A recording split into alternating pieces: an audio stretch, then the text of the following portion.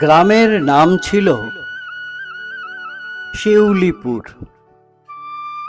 চারিদিকে সবুজ গাছপালা, কাঁচা রাস্তা আর নদীর ধারে শিউলি ফুলের গন্ধে ভরা এক শান্ত গ্রাম।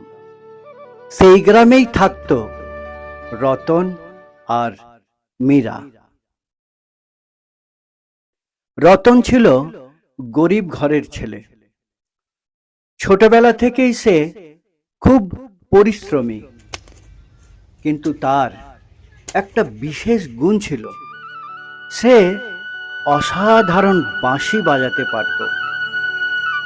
সে যখন বাঁশি বাজাতো, গ্রামের মানুষ দূর থেকে তার বাঁশির সুর শুনে থমকে দাঁড়াতো।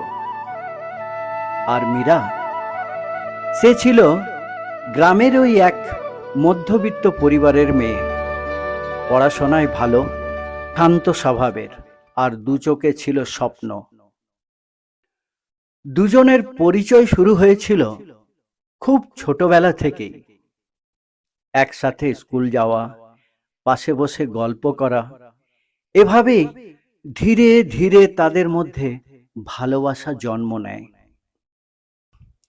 কিন্তু তারা কখনো বড় করে কেউ কাউকে কিছু বলেনি।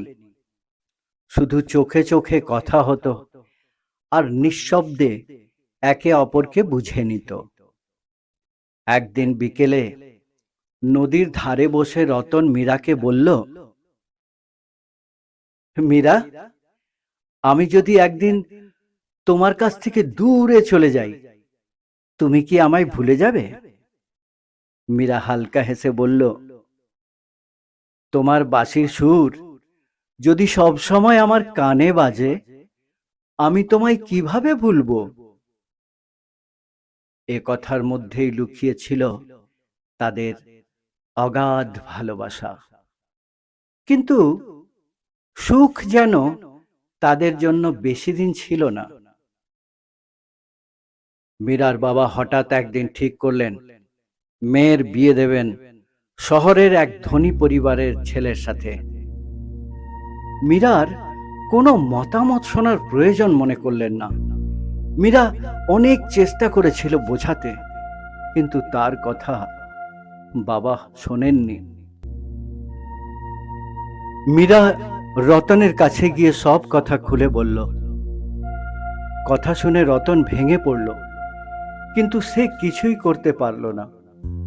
কারণ তার না ছিল টাকা, না ছিল শক্তি। শুধু দুজন দুজনকে জড়িয়ে হাউ হাউ করে কাঁদতে লাগলো। এমন সময় হঠাৎ সেখানে মীরার বাবা এসে মীরার হাত ধরে টানতে টানতে রতনের চোখের সামনে থেকে নিয়ে চলে গেল মীরাকে। আর রতন দু চোখে জল নিয়ে শুধু এক দৃষ্টি তাকিয়েছিল মীরার দিকে। পরে মীরার বিয়ের দিন রাতে রতন একা বসে ভাবছে ও বলছে, হয়তো এতক্ষণ মীরার বাড়ির দুয়ারে বর এসে গেছে, আত্মীয় স্বজনরা আনন্দ করছে, আর মীরা তুমি দু চোখে জল নিয়ে আমার কথাই ভাবছো।